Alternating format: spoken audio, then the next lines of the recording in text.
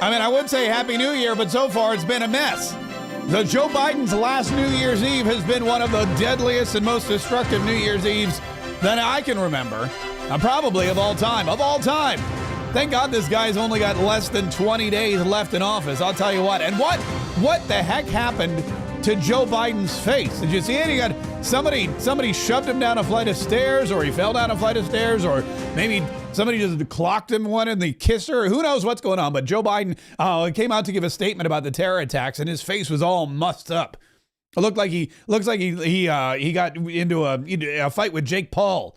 You know, maybe he was in the ring with Jake Paul. That was the latest old guy that Jake Paul was going to beat up heading into 2025. Listen, we're going to get into all that here in just a minute. Thank you so much for joining me today. Don't forget to subscribe if you haven't yet. Like, subscribe, set those notifications. I don't know if you know this, but our goal for 2025 is to be in your face all the time. And by our, I mean my goal for 2025 is to be in your face all the time. Just when you think I'm done for the day, bam!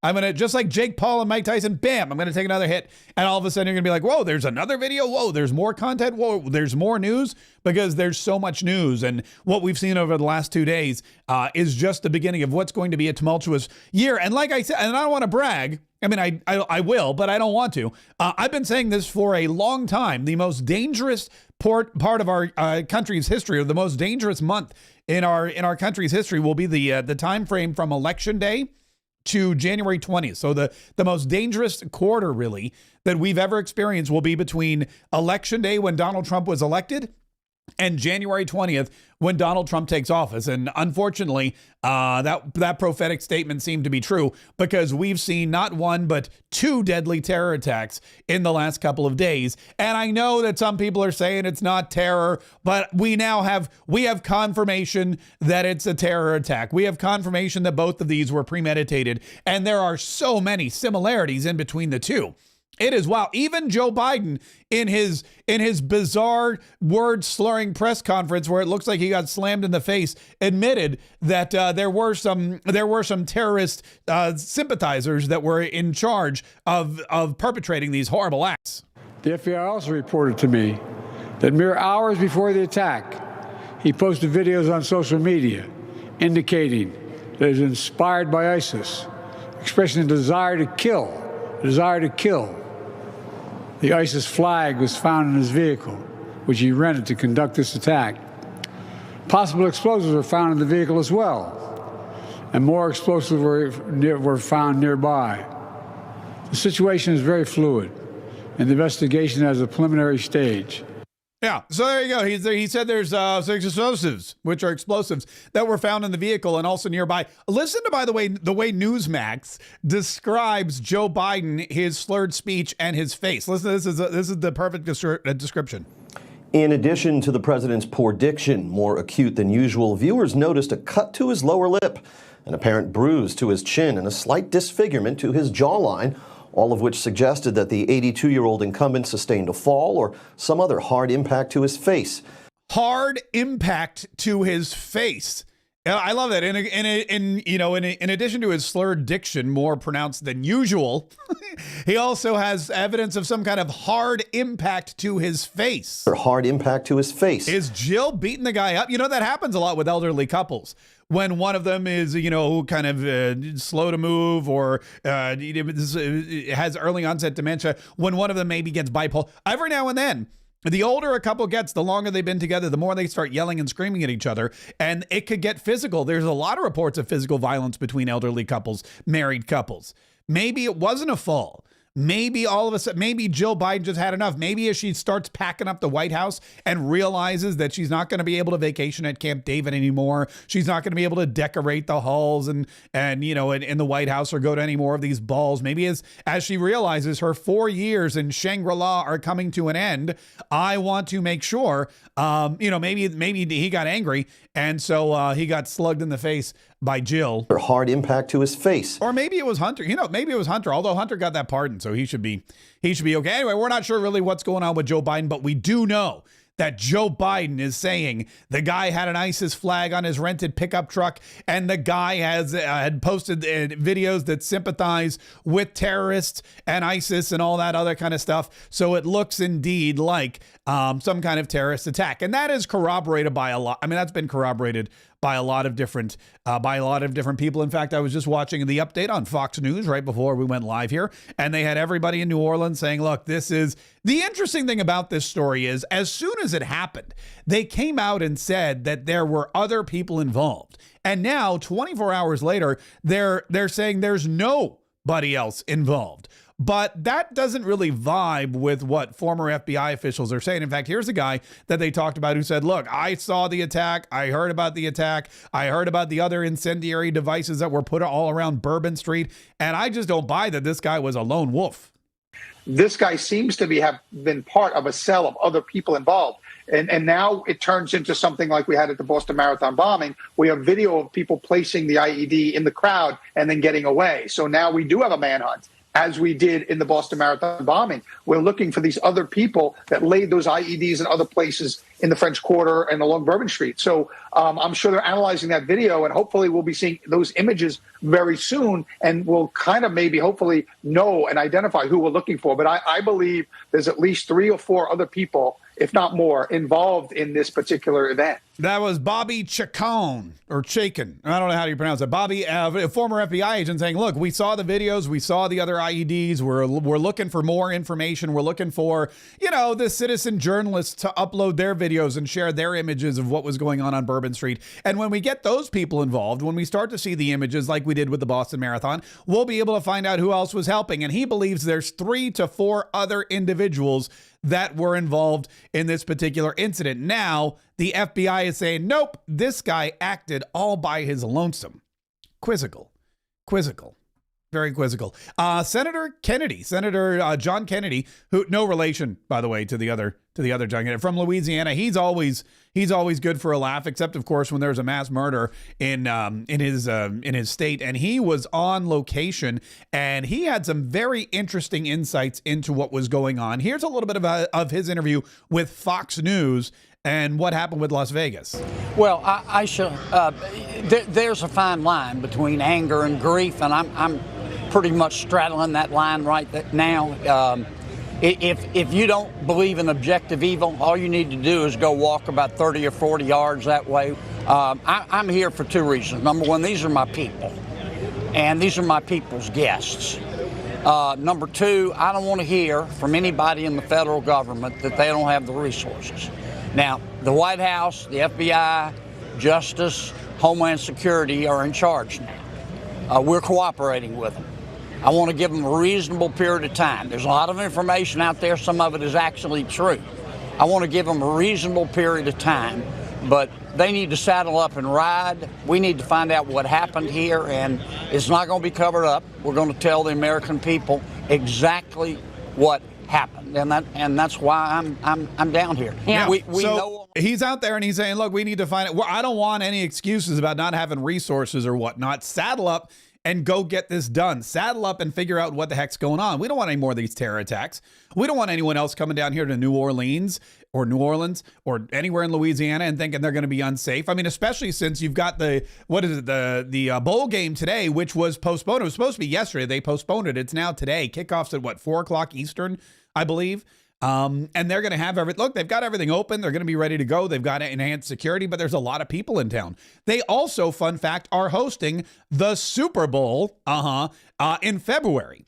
So you're looking at a city that's not only hosting a bowl game now, not only a popular spot for tourists of any time, anytime during the year, especially New Year's Eve, Mardi Gras, which is coming up in, I believe, March. So you've got a lot of major events coming up here in New Orleans in the next couple of months, and people want to know that New Orleans is a safe place to go. They don't want people avoiding the area, especially with the Super Bowl and Mardi Gras just a couple months away. That's how they get in the red for the year. No, that's how they get in the black for the year. They're never in the red. There's so much money flowing through that area. It's just between the strippers and the bourbon and it doesn't matter. You get the idea. One thing that was interesting about John Kennedy's interview with Fox News was the woman who was interviewing him said, do you think there will be other attacks? Do you think other parts of the country are unsafe? Listen to John Kennedy's answer. Are you getting the sense that there's any threat of any other potential attacks tonight on any other major cities? I can't answer that. I can, but I won't.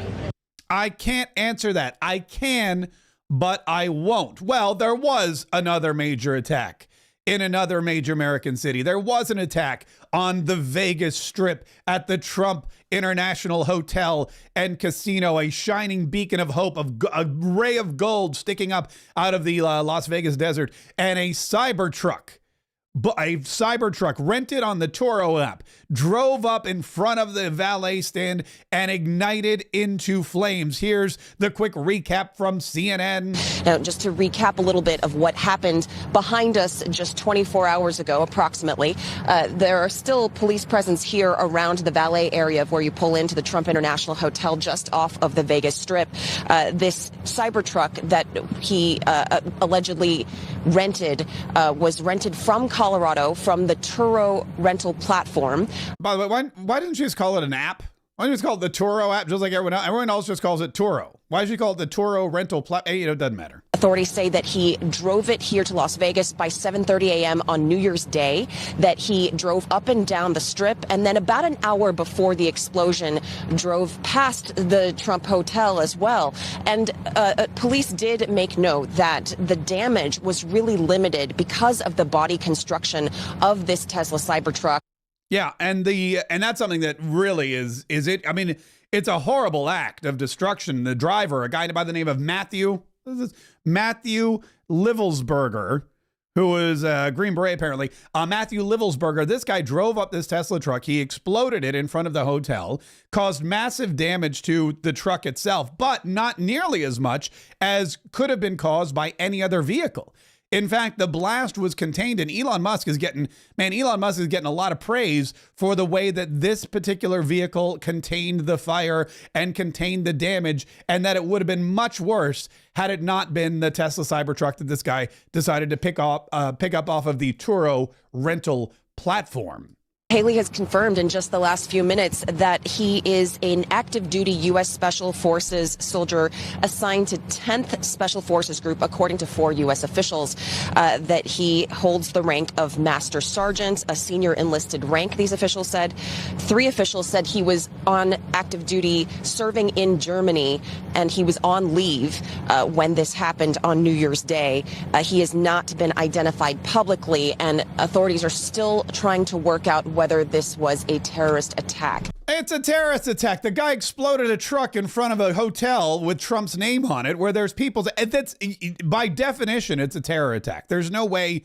I mean, a terror attack, just for everybody. I think we need to kind of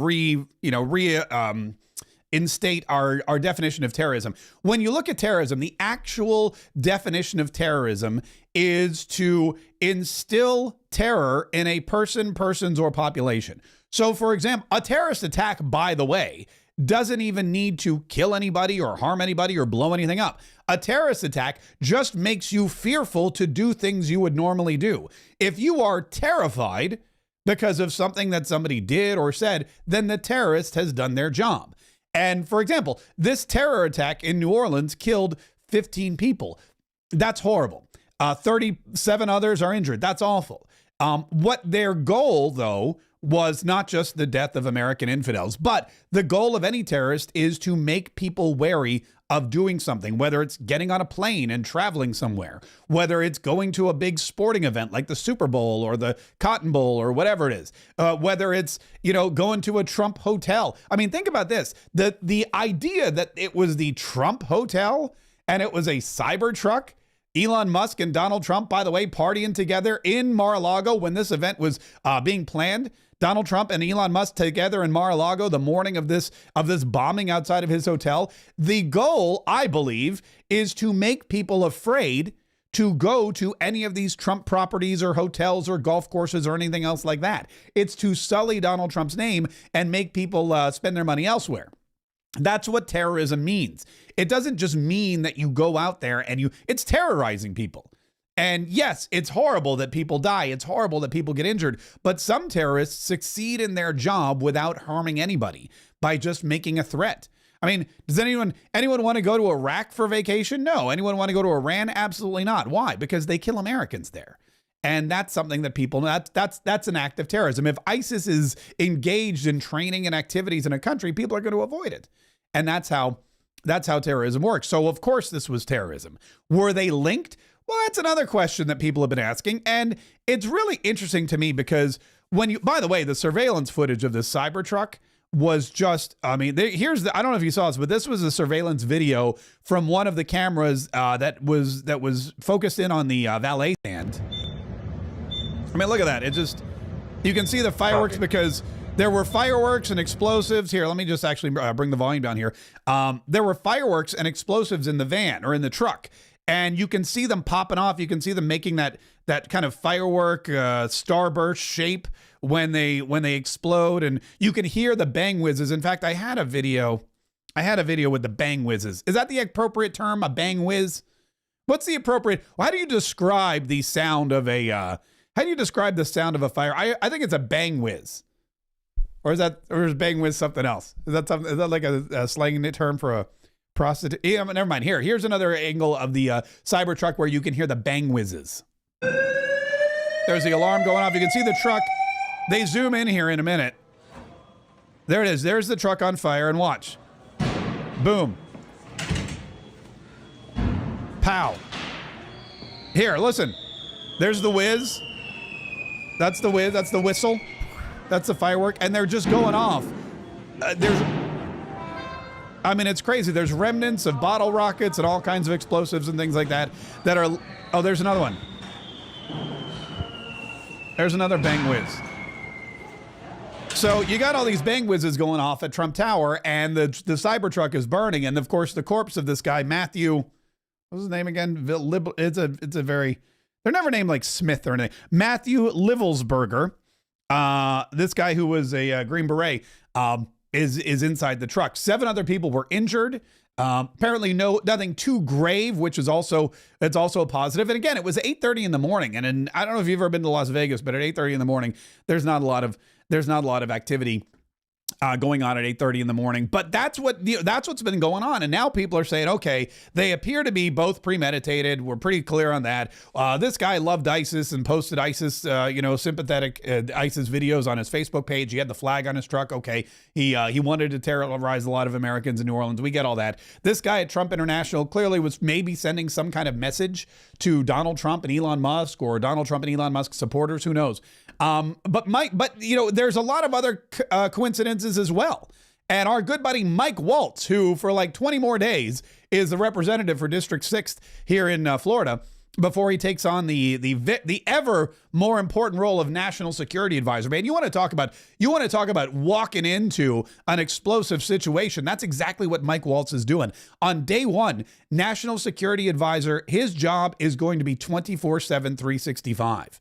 And I can't think of a better person for that job, or somebody who's more than willing to dedicate the next 4 years of their lives to keeping America as safe as possible. Here's what he said this morning about these attacks and about the motivations and about the similarities. Number one, that external plotting versus internal radicalization, how that happened. Number two, I find it an amazing coincidence, but I don't think it is a coincidence, that you had 2 attacks renting from the same site, both veterans, you could have a more radicalized and broader cell. Don't forget, you also had an Afghan that was stopped from making election day attacks. So this is why getting President Trump's cabinet in is so important. Mm-hmm.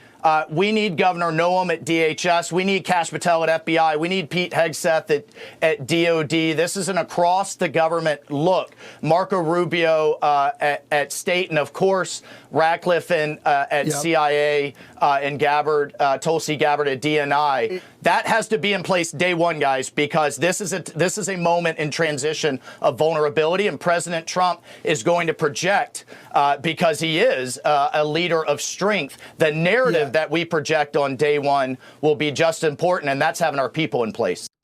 We got to have our people in place. We got to have our people in place, and they've got to be ready to go. We need Kash Patel at the FBI. We need everybody else at the DOJ. We need Pam Bondi in there ready to start throwing people behind bars. We need Pete Hegseth at the DOD so he can go in there and wipe out ISIS and all of our enemies wherever they happen to be in any corner of the globe. We need all of this stuff to happen. We need Tulsi Gabbard. We need our DNI in place. We need everybody confirmed. We can't have any holdouts. We can't have anybody out there saying, well, I don't know. Pete Hegseth made a lewd joke once when he was 20. I don't know. I heard he got drunk once, had too much Jägermeister, so maybe he shouldn't lead the DOD. Can't have any of those people. And that's going to be something that Donald Trump is going to reiterate between now and the confirmation hearings, which begin very soon. In fact, Donald Trump already commented, and he's basically reiterating everything that we've already known and everything we've been talking about. This was his statement this morning. He had two statements. One statement he made right after the New Orleans attack. That one was, when I said the criminals are coming in far worse than the criminals we have in our country, that statement was constantly refuted by Democrats and the fake news media, but it turned out to be true. The crime rate in our country is at a level that nobody has ever seen before.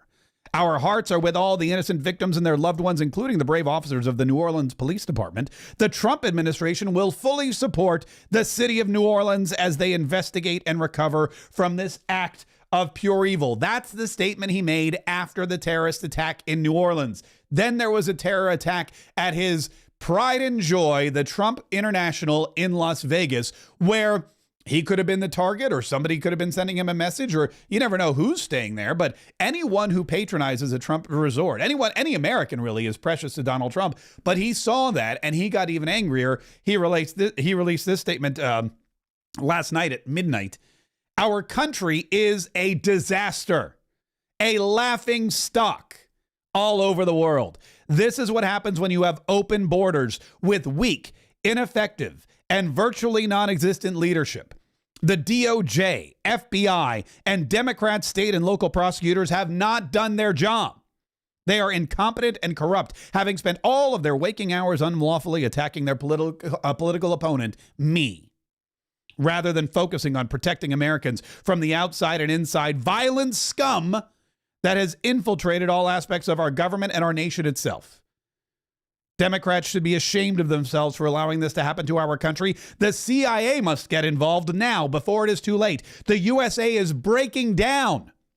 A violent erosion of safety, national security, and democracy is taking place all over our nation. Only strength and powerful leadership will stop it. See you on January 20th.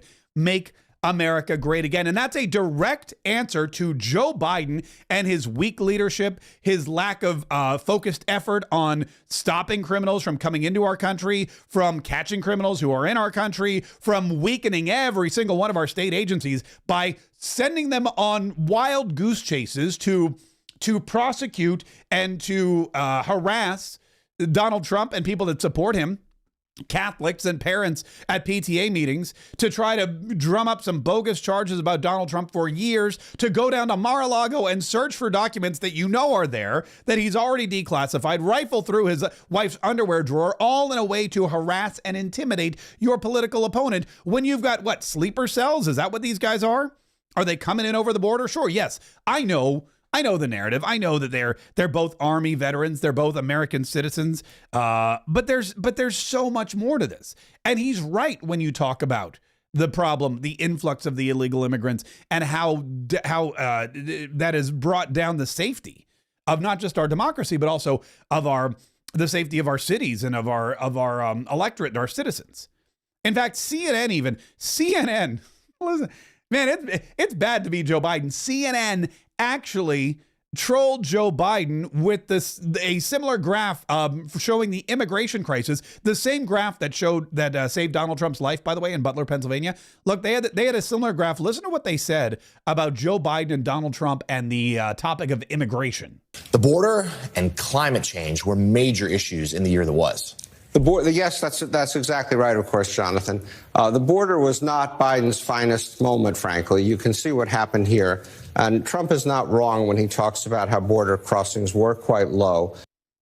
Trump's not wrong when he talks about how border crossings were quite low.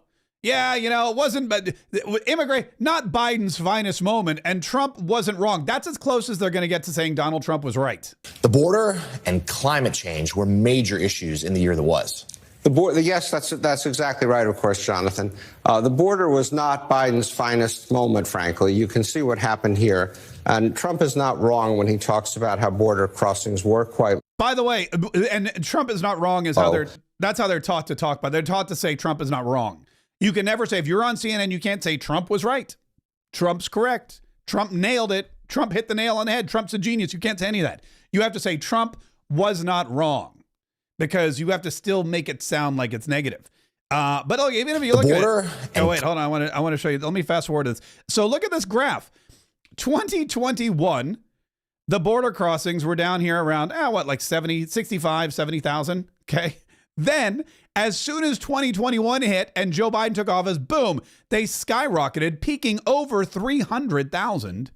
And now they're back down. But that's again because the door is closing. People know that Donald Trump is coming back to office, and they're going to get thrown out. So they're not even going to try to come in the first place. Plus, Mexico, at the threat of getting 25% tariffs levied on their country, has shut down their southern border. And oh, look at that. Look at all the border crossings that have dropped. They were running about 74,000 a month when he left office. And they, in fact, did shoot up. Some of it was some things Biden said and some ways that they put a moratorium, for example, on deportations. But in fact, we did get up here almost to 300,000 a month. But what maybe people don't entirely know is that border crossings have come back down almost to where they were under Trump. They're running at about 100,000 at the moment. So we went up the hill and we went down the hill, but unfortunately that was pretty costly to buy. Yeah, we went up the hill and we went down the hill, and both times we were up the hill, it was all Joe. It was 4 years of Joe Biden skyrocketing illegal immigration. With Donald Trump, again, just getting reelected, just going on Truth Social and saying, I'm going to impose a 25% tariff on Mexico unless they curb this border issue right now. Just by doing that, Mexico has ceased. They've put security at their southern border. And wouldn't you know it, when you have two levels of security, it really stems the flow of illegal immigration. They went to the caravan of 1,500 illegals that was headed storming the border at the Rio Grande just before Donald Trump's inauguration so they could get in here before Joe Biden left office. They turned them around. They said, disperse, el disperso, or whatever. I don't even know how you say disperse in Spanish. Obviously, I don't. But that's where we are. Donald Trump is saying this is horrible. We've still got 19 more days of things that could go wrong. And Tom Homan, the incoming border czar, is like, look, it's not over. There could be more attacks coming. No, more is coming. I think both these incidents, Las Vegas and New Orleans, they're both going to be U.S. citizens. They're both going to have recent foreign travel. They're both on a suicide mission. Neither one thought they're going to go home. And I think you're going to see ISIS affiliation on both of them. Yeah, look at that. There's a guy that seems like he knows what he's talking about. But there's so much. They're both Army veterans. They're both. I heard that they were both stationed at the same base for a time, or were stationed, or they worked together in some capacity in the military. I don't have confirmation on that, but they both decided to drive trucks. They both decided to drive electric trucks. They both got their trucks off of the same app, the Turo app, and there's got to be some reason why they're both using that same app. I mean, I know it's popular, but it's not that popular. They're both, what were they? They both did it on the same day. And as he said, neither of them seemed to have a willingness or desire or thought that they were going to survive these incidents. They were going to go out in a blaze of glory, no matter what. Whether they were both radicalized by ISIS, whether they were both radicalized by the same group or they were the same, sector, whether they were working as a sleeper cell, who knows? But we're going to have to find it. But there's more similarities between these two instances than there are differences. And when you have more similarities than differences, then that's when you have, if it doesn't seem like a coincidence, it's probably not. I got more on this here coming up in just a minute. First, though, I did want to say that we're excited for 2025. We're excited to plow forward in 2025, and we're excited that we have continued sponsorship from our good friends at Colonial Metals Group. Let me pull this in a little bit. Colonial Metals Group. Our buddy Paul Stone, in 2025, look, he's got a brand new 2025 free gold guide that you can claim for free. That's what happens with free gold guides. Here, all you have to do is go to the link in the description of this video. It's freegoldguide.com/K. freegoldguide.com/K. You can see there's my picture. There's me in my plaid shirt.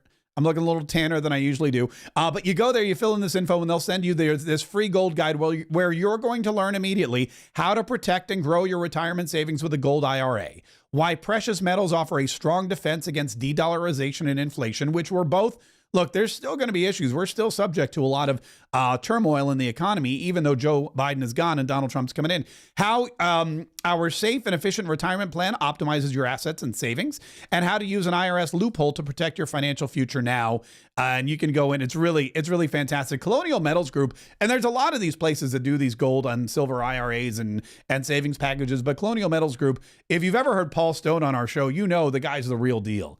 He's learned, he's knowledgeable, he's a huge Trump supporter, he loves putting America first, and he wants to help you make the most of your savings and retirement. So again, it's freegoldguide.com/K, freegoldguide.com/K. That's where you go for your Colonial Metals Group free gold guide. So you can make this the best year ever. The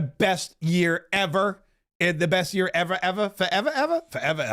I don't know if I told you that. So John Kennedy was asked about more attacks. So I played you this. I want to play it for you one more time. This was what he warned Americans about coming up in the next 20 days.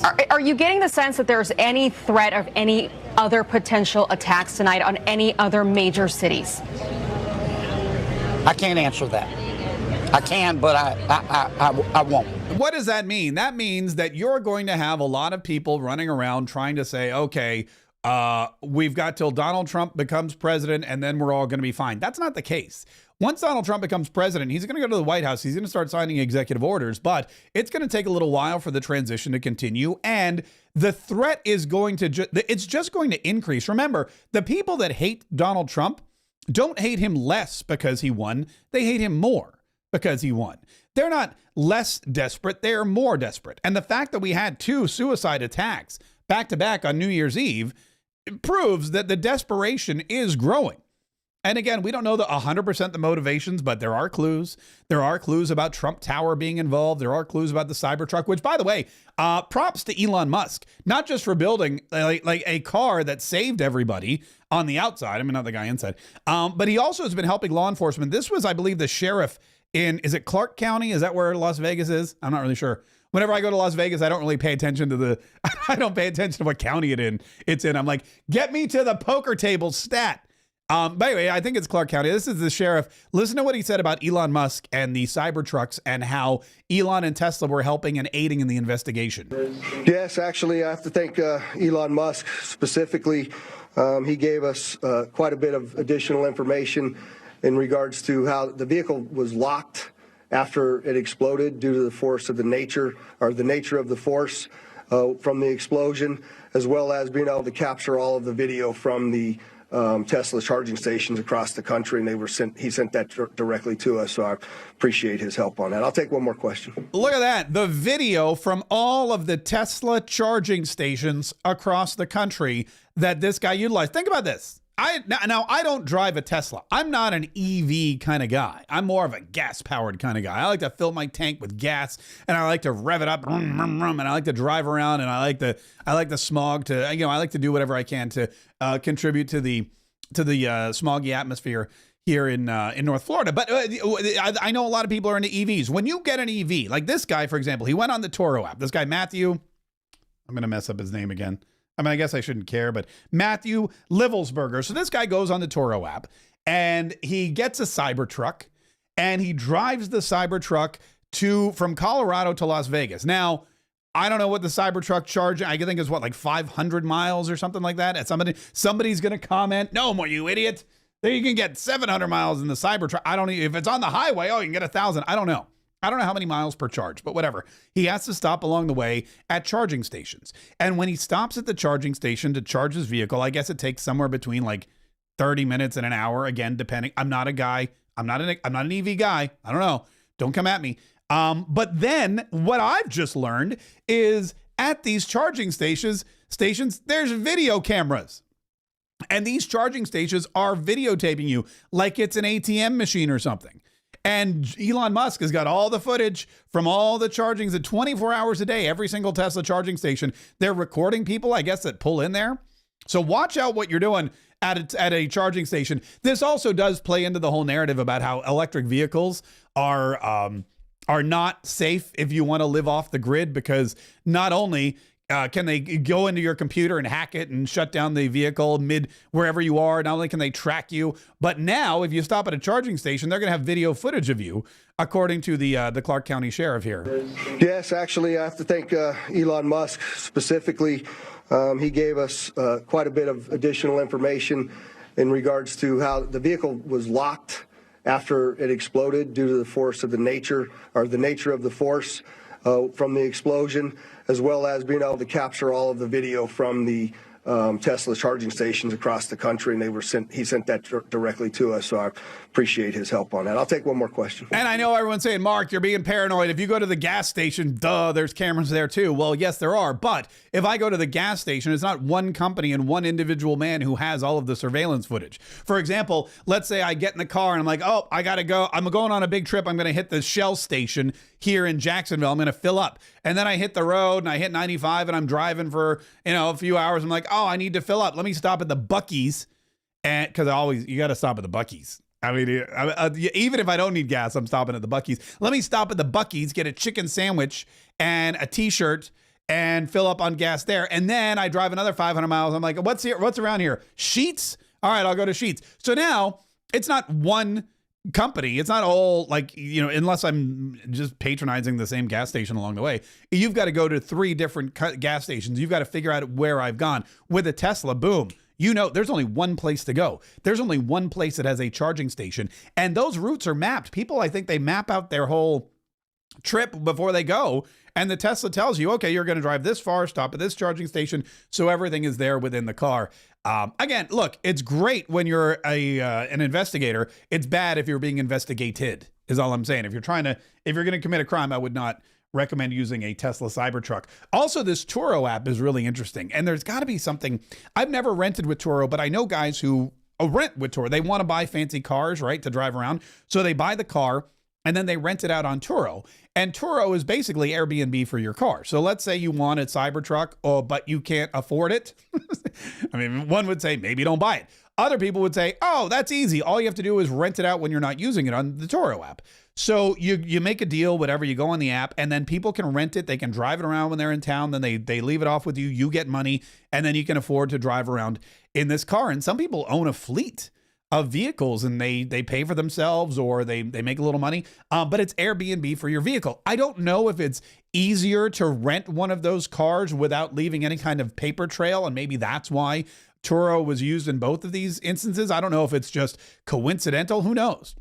But that's something, again, that they're going to have to look into, and that's something that we imagine they're going to be investigating. But the fact of the matter is, it's not going to be safe for the next 20 days. There will probably be more attacks. You have, like I said before, you have the inauguration in D.C. Oh, in fact, get this. The U.S. Sun reports, high alert, man driving erratically on sidewalk near U.S. Capitol is captured just a day after the New Orleans terror attack. It comes just a day after 15 were killed in a terror attack in New Orleans. Streets around the U.S. Capitol have been shut down after a vehicle was driven onto the sidewalk. Authorities surrounded a car after it drove off the road on Constitution Avenue in the heart of Washington, D.C. Capitol Police said the vehicle was seen driving erratically onto the sidewalk, sparking a major shutdown of the surrounding streets. The incident happened just before 10 a.m. Cops have urged the public to stay away from the Capitol while they investigate the vehicle involved. Footage from the scene shows a large police presence around the car and a figure being led away. Now, it could have just been Nancy Pelosi after a few mimosas, but probably it could have been something more sinister, and that's something that Donald Trump is going to get to the bottom of. The driver is now in custody. Before 10 a.m., our officers spotted a car, yada, yada, yada. All right, so there you go. So any and all instances now, and look, it's going to be high alert for a while. It's going to get worse before it gets better. And as I said before, people are not happy. I mean, I'm thrilled, but other people are not happy that, what am I doing here? That Donald Trump is coming back to office. Other people are not happy that Donald Trump is going to be president again, and they are going to make their lack of happiness well known. in the shape of terror attacks or threats or doxing. That's the other thing that's been going on. There was an article about, let me pull this up real quick. There's an article about increased doxing and terror alerts or multiple, bomb squads being called, fake bombing. Hold on, let me pull this up here real quick. It is, I had it here a minute ago. There's been an increase. Oh, here it is. Congress on edge. Congress on edge after surge of threats, swatting attacks against lawmakers. A surge in bomb threats and swatting incidents against lawmakers since the election underscores the deep political divide in the U.S. and has lawmakers from both parties calling for more protection. Members of Congress and President-elect Donald Trump's incoming administration have been on the receiving end of a rash of false alarms about pipe bombs or dangerous swatting stunts, in which a fake emergency call sends heavily armed police to a target's residence. A swatting incident against Representative Marjorie Taylor Greene, Georgia Republican, led to a woman dying in a car crash with an officer responding to the incident. Representative Jared Golden of Maine was the victim of a bomb threat at his home on Thanksgiving, one of several East Coast Democrats targeted with threats during the holiday. Like the others, the threat against Mr. Golden was sent with a message signed MAGA. But he told the Washington Times that authorities don't know who made the threat via email and that it could have come from a foreign IP address. Both parties need to do a better job of toning down the rhetoric, he said, such as Democratic leaders saying Mr. Trump's election would potentially lead to the end of democracy as we know it, or Republicans calling Democrats dangerous socialists. Well, I mean, look, I'm going to call them like I see them. If I see somebody and they look like a dangerous socialist, I'm going to say they're a dangerous socialist. And that's, I feel like that's my dude. Look, even it's happening, by the way. There's going to be more and more of this kind of stuff because there's a change in the weather. There's this consensus agreement that it's okay to tell the truth again. And if you don't believe me, man, just listen to Whitney Cummings on New Year's Eve. Did you guys watch any of CNN's New Year's Eve? People say to me, they go, Mark, hey, why did you watch CNN on New Year's Eve? Well, first of all, I didn't want to go out of my house. Second of all, everything else was kind of a snooze fest. And third of all, Whitney Cummings was fantastic. Whitney Cummings roasted CNN live on CNN, and CNN allowed it to happen. It was really amazing. She came out there, and for those of you that don't know, Whitney Cummings is an insult comic. She does all of the roasts. She's pretty raunchy. She's very, I think, funny. But she just had a baby. She's someone's mother, which is really interesting to think about. But CNN had her on, and Andy and Anderson Cooper. And I love watching Anderson Cooper get drunk and uncomfortable. Those are my two favorite things. Seeing Anderson Cooper drunk and uncomfortable is just hilarious to me. And that's the whole evening. But Whitney Cummings comes on and she immediately makes a joke about how bad CNN's ratings are. I thought being a mom would mean that less people would want to come see me. I'm now playing, like 3,000 seat theater, awesome. Which is about the viewership of CNN these days. Well, Not nice. this show, though. Nice. All eyes are on this show. I mean, look at that. I'm now playing 3,000 seat theaters, which is about the viewership of CNN these days. And that was it. They couldn't take her. They can't dispute that. I mean, you can fact check it, but the fact check would be, yeah, we concur. That seems to be accurate. But then she started making jokes. She started making jokes about Hunter Biden. Documentaries finally realized the only way to make money is to just make them about cheerleaders. The Dallas Cowboys cheerleader doc showed the girls being treated horribly, underpaid, crying. I thought I'd open a video on Hunter Biden's laptop. I mean, who doesn't love a good? In fact, I listened to her entire set. There was a joke about Joe Biden being basically dead. 2024 election fried our brains. The Democrats couldn't hold a primary because they were too busy holding a body upright. Are we still rolling? Am I off?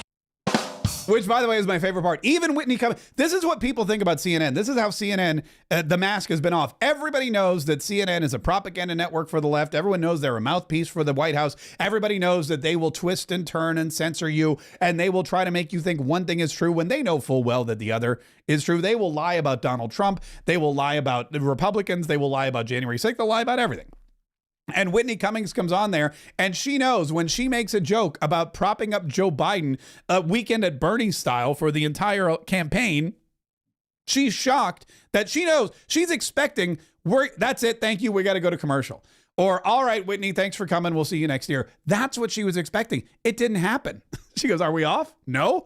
Oh my God. So she continued. She went after Kamala Harris. It was amazing that the pro-choice party didn't give their voters one when it came to the presidential candidate. Kamala was forced on us so hard you'd think she was patented by Pfizer or Moderna, whichever one's, oh God. Andy just gave me a very scary look. No! He's like, no, I didn't. Come on, I'm not part of, Andy Cohen's like, I'm from Bravo. You can say I'm not part of the censorship brigade here on CNN. I'm all about housewives. So you say whatever you want. Anderson Cooper, by the way, is hiding underneath an umbrella. It was fantastic. It was great to see. And it made her go, instantly viral. And I think she's going to be, her star is going to be on the rise this year, especially because, she didn't even stop there. We all agree the government totally knows what drones are and aren't telling us. The drones are still up there, and we have no idea what's behind them. No idea. They're still up in the sky, so I guess we can rule out that they were made by Boeing. She's funny. And then at the end, this was the best part to me. This was the best part because, again, knowing she's on CNN, knowing their reputation, and this proves that CNN has a reputation with everybody. Everybody knows. Politicians know. The entertainment community knows. They know what CNN is. And so at the end of it, they gave her like the signal, like, you got 1 minute left, lady. So she's standing there on stage. It's New Year's Eve.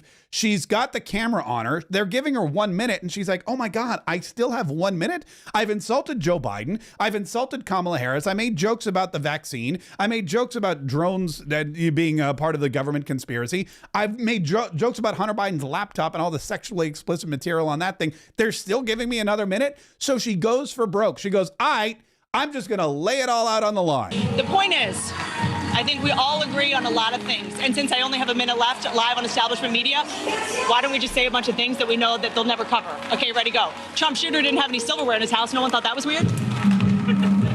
Are we still rolling? Crown Prince of Saudi Arabia put money into Disney, so just know there won't be any girl characters in the next Cars movie. Are we still rolling? This is wild. The why have so many presidents' chefs died? Weird.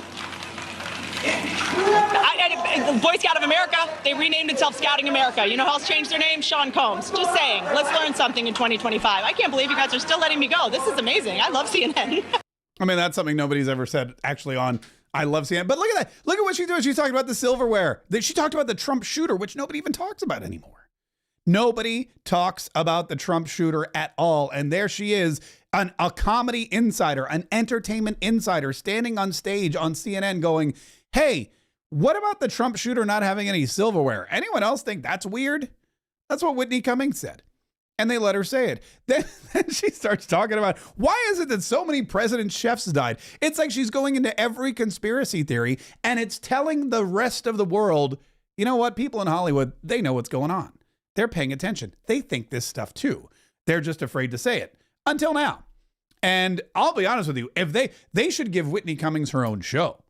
They should just let her go on there and say whatever she wants. She could rival Gutfeld if they didn't pull the plug on her whenever they said something that was against the narrative. Anyway, so that's what happened New Year's Eve, and I think it was fascinating to watch. I think it was really kind of interesting, and it shows once again how the tables are turning in the United States of America. How Donald Trump and his reelection have opened up everybody's eyes. Look, they know. People know what's happening. People know what's going on. People know this is the new golden age. And when we say it's the new golden age, it's not just the new golden age for investing and money and the economy. It doesn't just mean you're going to have more of your tax dollars to spend on whatever you want to spend, which you will. You'll have all of those things. But it also means, and this is fascinating, it also means it's the new golden age of art, for example, and truth and broadcasting. I would really just say podcasting, because I don't think traditional broadcasting is going to survive Donald Trump's administration. I think that Donald Trump he's going to be the last president to appear on a televised anything. Televised debate. Probably won't see any more of those. In fact, in 2024, 2028, I would be shocked if there is another televised debate. If there's more than one, then clearly there's something that's totally gone wrong with this planet. But the importance of the media is becoming less and less, and the importance of what they used to call alternative media, or what we're doing here, is more and more. And I think that what you saw on New Year's Eve, what you've seen with these kinds of things that they're experimenting with, is the media they're throwing up their arms, going, "You're right, we lost. We either got to change. Was it change? change or perish, change or die. That's one of those. It's one of those things. And I think that's really what's going to happen. No, it is going to look, and again, it's going to be more dangerous. It's going to be more treacherous, but it is going to be amazing. And there is so much opportunity for everybody coming up in the next 4 years. There's opportunity. Oh, except maybe for Mike Johnson. Michael Johnson from Louisiana, who, by the way, I talked about this in a video I did yesterday. And somebody commented something or other about him being from Shreveport. Okay, I get it. My whole take is, look, when you look at these events, all right, Trump Tower, Donald Trump, Cybertruck, Elon Musk, Louisiana, Mike Johnson. And yes, he's from the Shreveport area, but I don't think Shreveport was as bustling as New Orleans was on New Year's Eve, and that's maybe why this terrorist chose New Orleans instead. But still, you're sending a highly political message because these are three areas or three symbols of Republican political dominance. And Mike Johnson, don't forget, is Donald Trump's pick for Speaker of the House of Representatives. And I know a lot of people are shocked by that, especially after he totally mangled the spending package right before Christmas. He destroyed it. Donald Trump said, I want one thing out of this. I want you to get rid of the debt ceiling. And Mike Johnson was like, okay. And then he went in there and he negotiated out the debt ceiling and passed the spending package that, guess what? Didn't have any mention of the debt ceiling. So it's still there, and now Donald Trump has to deal with it, and Donald Trump's not happy about it, and he made sure everybody knew how unhappy he was about it, and that's when everyone thought Mike Johnson is toast. Put some butter on the guy, he's toast. That's when everyone said Mike Johnson is done. And they started looking around. Thomas Massey was all like, oh, Mike Johnson, I don't know that I can support him. Chip Roy, Chip Roy is he's just an instigator anyway. Chip Roy from Texas was out all weekend going, I think we need a change. I don't think this is our guy. We need somebody who is capable of negotiating with the Democrats, capable of saying no to the Democrats, capable of keeping up with the Republicans and Donald Trump and making sure that the agenda, the Make America First agenda, goes through. That's who we need. And I just don't believe that person is Mike Johnson. So it's time for a change. But Donald Trump doesn't want any schisms in the Republican Party. Donald Trump doesn't want anyone interfering with the inner workings of the House of Representatives. Donald Trump doesn't want any kind of roadblocks before January 6th, which is when his election will be confirmed by the House, the Senate, and Kamala Harris, which is going to be super fun to watch. So tomorrow there's a big vote in Congress, and the Republicans are going to have to choose a speaker. I mean, technically everybody chooses a speaker, but we know the Democrats are all going to vote for Hakeem Jeffries. So it's up to the Republicans. And if they can't get a majority of votes for their guy, if they can't get a majority of votes for Mike Johnson, Speaker of the House, then there's going to be a problem. There's going to be meetings, and there's going to be anger, and there's going to be more votes, and there's going to be negotiating, and they're going to have to work through the weekend, because come January 6th, we need to have a speaker in place. Nothing gets done in the House of Representatives unless the speaker's in place first. And once the speaker's in place, then you can bring bills to the floor, then you can debate stuff, then you can go out there and certify elections and make sure that the electoral votes are certified for Donald Trump to become the 47th president of the United States, but not until there's a speaker. And so tomorrow, we don't know what Chip Roy is going to do. We don't know what Thomas Massey is going to do. We have a pretty good idea. We don't know what Andy Biggs from Arizona is going to do. We don't know what Nancy Mace is going to do. We don't know if Tim Burchett is going to jump on board the Mike Johnson train and say, all right, I'll jump on Johnson. Well, that's a horrible way to put it. Yeah, I'll support Johnson. I'm a Johnson supporter. These are all, his name needs to be something else. But that's basically what we're looking at going into tomorrow. And then on Monday, January 6th, we're going to all watch when hopefully Kamala Harris comes in and certifies the election for Donald Trump. But it's exactly what Mike Waltz said. The terror attacks over the weekend and the threat of future terror attacks and the fact that we don't even really know. I mean, look, remember what Kennedy said. Are you getting the sense that there's any threat of any other potential attacks tonight on any other major cities? I can't answer that. I can, but I won't. I can answer that, but I won't answer that. I can answer, but I won't answer that. That's a yes if I've ever heard one. That's a yes if I've ever heard one. That's exactly what's happening. And we need people in place on day one that can make sure we are safe again. We need the Department of Defense to have somebody in charge of the Department of Defense. We need a Secretary of Defense to start sending our military in targeted attacks to root out evil and destroy our enemies, just like they did with Donald Trump. And Donald Trump's done this before. Look, this is not your typical presidency where somebody comes in and the first term they have no idea what they're doing or they've never held office before. Donald Trump did this before. He wiped out ISIS before. And if you've never heard him tell the story, he gets up on stage. He talks all about the time he showed up in Iraq to surprise the troops on, I think it was Christmas. And nobody knew he was going to go there, but he flew in under the cover of night. He surprised the troops. He wanted to spend the holidays with them, show them that we cared about him, show them that we were on their side, let them know that we hadn't forgotten about him. And he was talking with the generals. He goes, so what's up with ISIS? And he goes, oh, ISIS, they're out there. You know, we're taking care of them. And Donald Trump says, well, how long would it take to get rid of him? He goes, 2 weeks. And Donald Trump goes, 2 weeks? Why haven't you done it? And the general goes, well, sir, no one gave us the order to do it. They've been telling us not to do it. And Donald Trump goes, well, I'm the commander in chief. If you're telling me you can get rid of ISIS in 2 weeks, the guy goes, yes, sir, we can do that. He goes, I'm ordering you to do that. And the guy goes, okay. And guess what? 2 weeks later, ISIS was done, gone, poof. They started attacking via drones people like General Soleimani in Iraq at the airport so that nobody had to worry about him ever creating any kind of terrorist sleeper cells or activities again. And now look what happened. 4 years of Joe Biden. And oh, wouldn't you know it, ISIS is back. ISIS-K at Abbey Gate in Afghanistan during the botched withdrawal. 13 American Marines killed.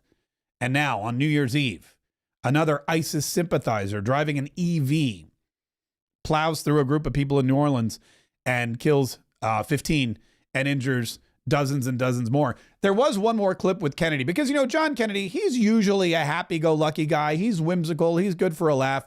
He did take a swipe at NBC during a press conference yesterday, which I did want to share. We'll end on a light note. Can I say something, Ronka? Tell me who you're with. WDSU. WDSU. Okay, and CBS. NBC's over here on the right. Oh, that's an unusual position. I don't get it. You wouldn't. No, NBC's over here on the right. Oh, that's an unusual position. The smart people in the room laughed at that one. Because the smart people in the room laughed at that one. Anyway, listen, oh, by the way, one more. I can't go without sharing this story. I have another Joe Biden story. Not only did Joe Biden get a hard impact to his face. The FBI also reported to me that mere hours before the attack. Hold on, that's not it. It's this one here. Hard impact to his face. Yeah, that's a. Not only did Joe. I mean, come on. Like, what is it? What is going? How come nobody else is reporting that?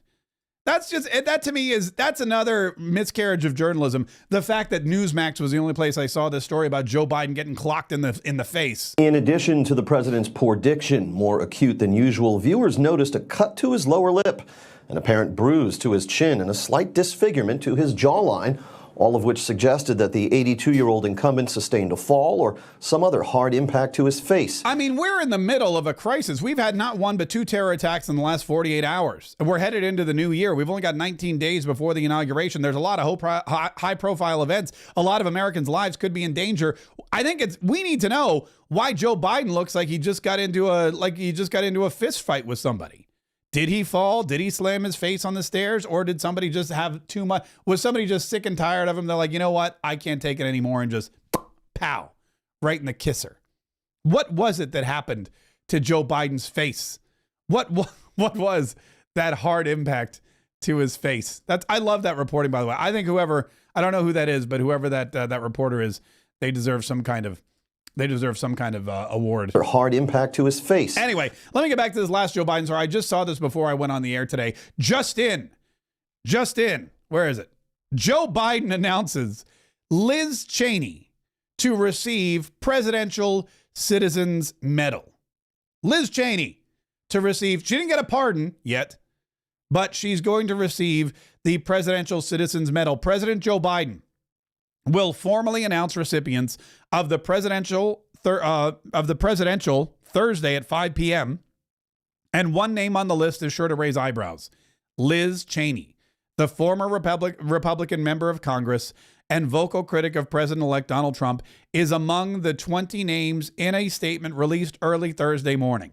The Presidential Citizens Medal is awarded to citizens of the United States of America who have performed exemplary deeds of service for their country or their fellow citizens. President Biden believes these Americans are bonded by their common decency and commitment to serving others. The country is better because of their dedication and sacrifice. Wait a minute. What? I'm sorry. The Presidential Citizens Medal is awarded to citizens of the United States who have performed exemplary deeds of service for their country.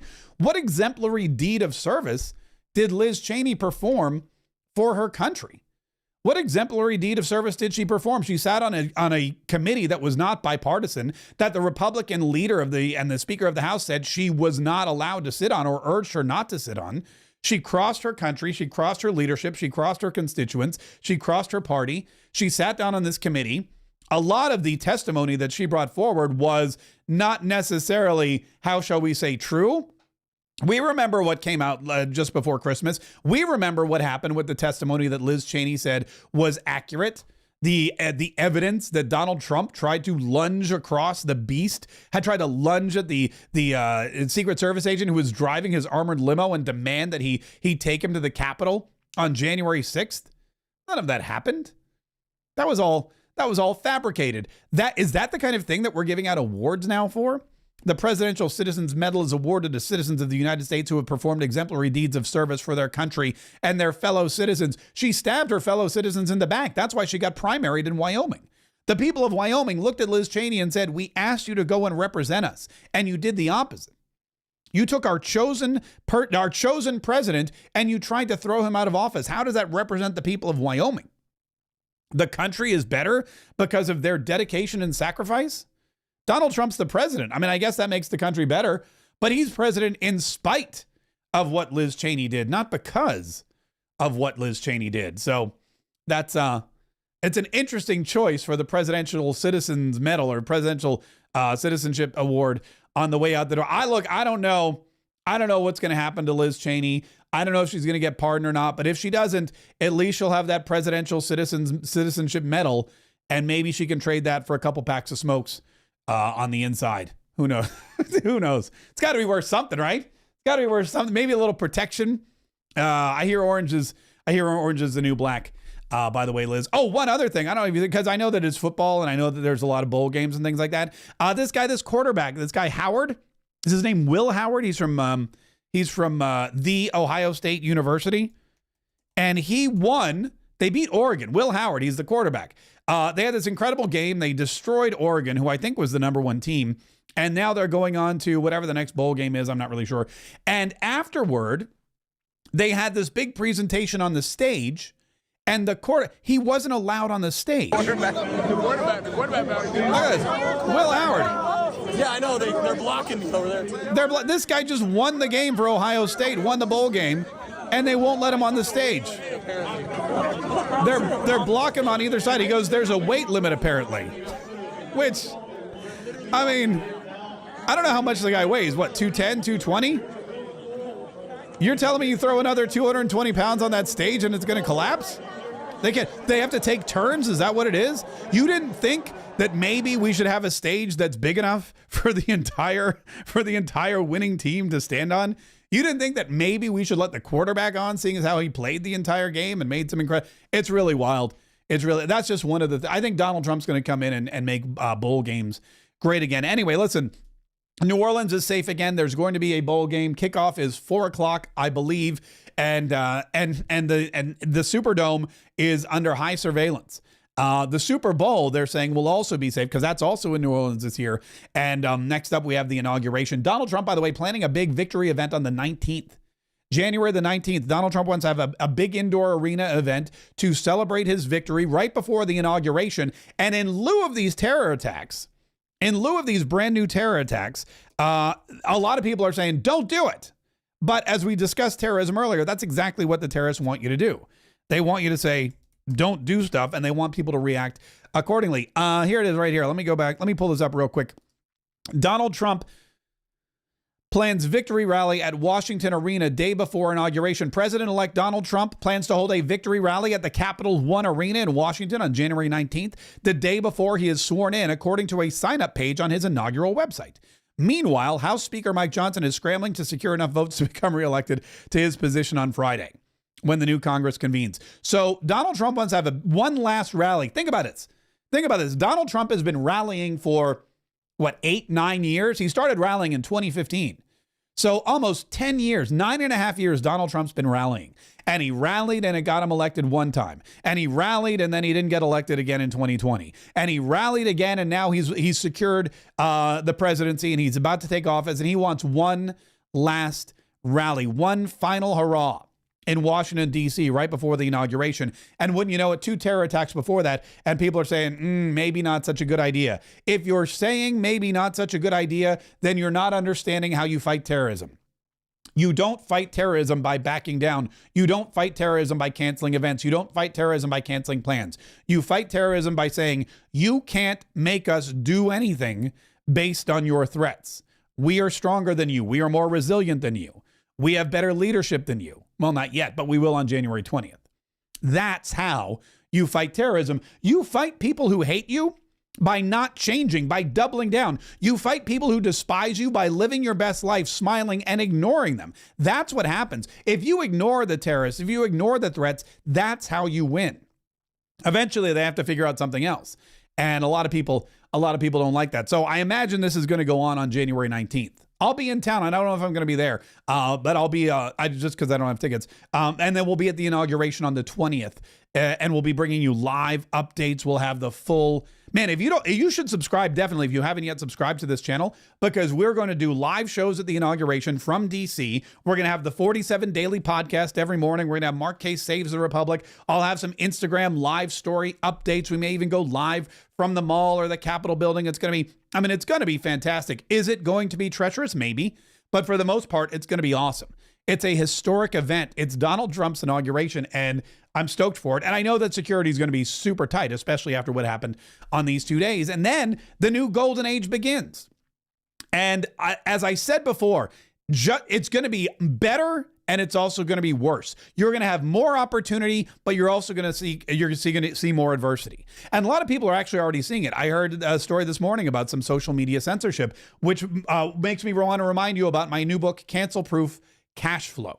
And if you really want to take full advantage of the new golden age, if you really want to take full advantage of the Trump years, the next Trump administration, 4 years of economic exuberance, 4 years when Donald Trump is going to turn the economy around and give everybody more money to spend and make it easier for you to start a business or grow your business or do whatever it is you've wanted to do, that's going to happen.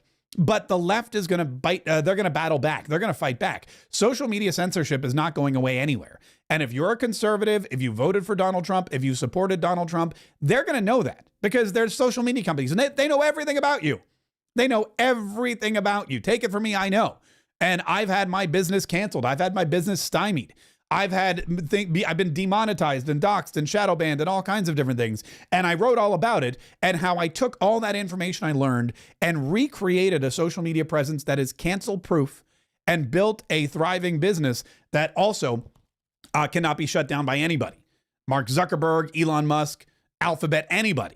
And I wrote it all in a book, and you can get the book and the audiobook. It's an ebook and an audiobook, and there's a link in the description of this video on Rumble and on YouTube if you want to go grab it. It's markkay.com/cancel. markkay.com/cancel. Pick up a copy. It's instantly delivered to you. You don't have to worry about the mail or anything like that. It's an ebook and an audiobook. You can listen to me read it if you don't want to read it on your own. Click that link, get your copy, and learn how to make the most of Donald Trump's golden age. This is my guide. It says right here, my proven social media strategy for conservatives to thrive online. Because you're a conservative. I assume I'm a conservative. I want you to thrive online, offline, and in the next 4 years, just like Donald Trump does. And in addition to that, like I said, we'll be bringing you this show every single day, Monday through Friday, noon Eastern, 11 Central. Videos galore. We're tripling down on the content we create because it's more and more important for us to stay together, for us to stay informed, for us to stay invigorated and enlightened and inspired, because we've got to keep strong and we've got to keep fighting so that we can save the Republic.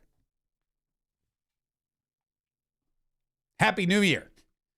markkay.com/cancel. The link's in the description of the video. Go get your copy today. Let me know what you think about it tomorrow. You can get it today. You can read it. You can listen to it. You can come back here tomorrow and you can comment your thoughts. I'd love to hear all about them. markkay.com/cancel.